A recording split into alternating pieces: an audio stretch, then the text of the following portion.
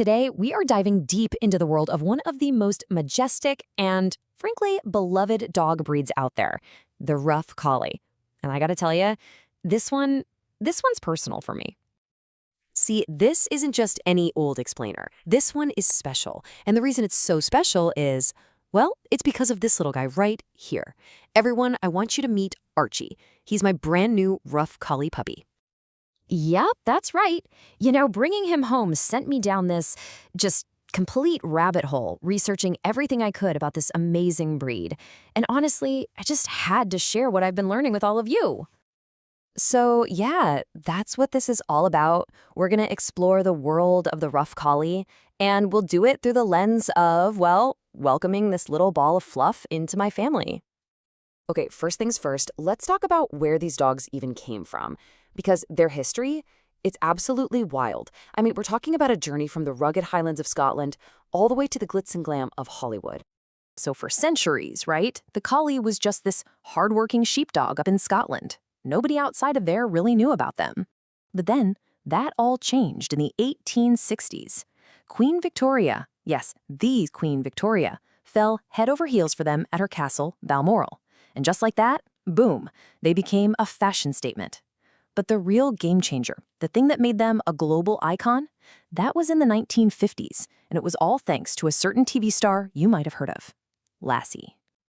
And this quote here really just nails it. It perfectly captures the essence of the breed. Because yeah, despite all that Hollywood fame and that incredible coat, deep down, at its heart, the collie is still that same incredibly smart, dedicated working dog that roamed the Scottish Highlands.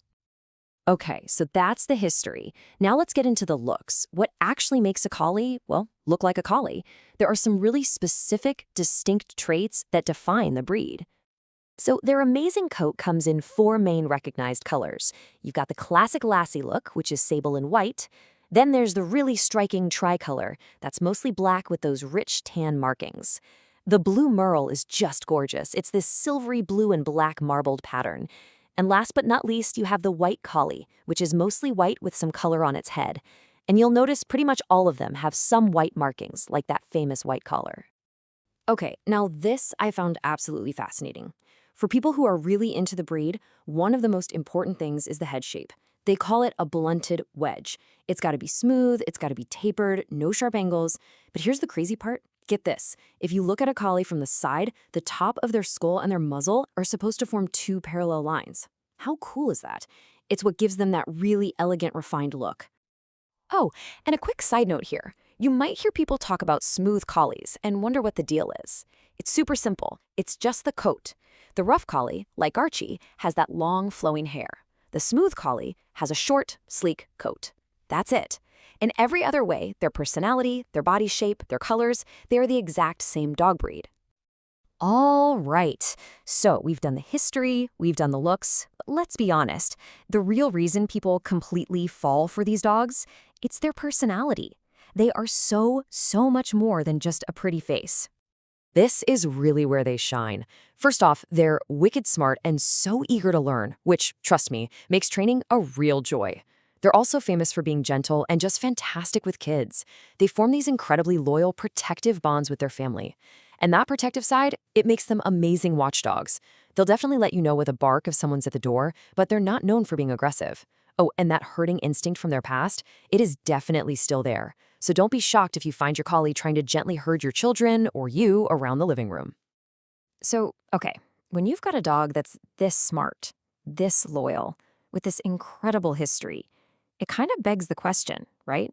What does a dog like this actually need to be happy and healthy? Understanding that commitment is, well, it's everything. And that brings us right to the practical stuff, the care guide. Let's break down what you really need to know about their day-to-day life if you're thinking about getting one. First, exercise. You don't need to be a marathon runner. A good brisk walk every day or a solid play session in the yard is usually enough. But, and this is a big one, what they absolutely must have is companionship. These are people dogs through and through. They really don't do well being left alone for long stretches and can get pretty unhappy. And remember how smart they are? You've got to keep that brain busy with training, puzzles, and fun games to keep them from getting bored. All right, let's talk about the elephant in the room, that glorious coat. And yes, it is a bit of a commitment. They've got what's called a double coat, a soft undercoat and a coarser outer coat. That means you need to brush them at least a couple of times a week to stop mats from forming. And yeah, they shed. You'll have a couple of big coat blows a year where things get extra fluffy, but here's a surprising upside. They actually have very little doggy smell, which is a nice bonus. Now, being a good owner also means knowing about their health. Like a lot of purebreds, collies can be prone to certain genetic issues. The big ones are eye problems, especially something called collie eye anomaly, or CEA, and PRA. There's also a really important drug sensitivity linked to something called the MDR1 gene. This is something your vet absolutely needs to be aware of. And speaking of eye issues, this number is super important. That 6 to 8 week window is critical. Any responsible breeder will have their puppy's eyes checked by a specialist, a veterinary ophthalmologist, during this time to screen for that collie eye anomaly I just mentioned. So what is collie eye anomaly, or CEA? Well, it's the most common genetic issue in the breed. It's an inherited condition that causes the eye to develop improperly. And in the worst cases, it can actually lead to blindness.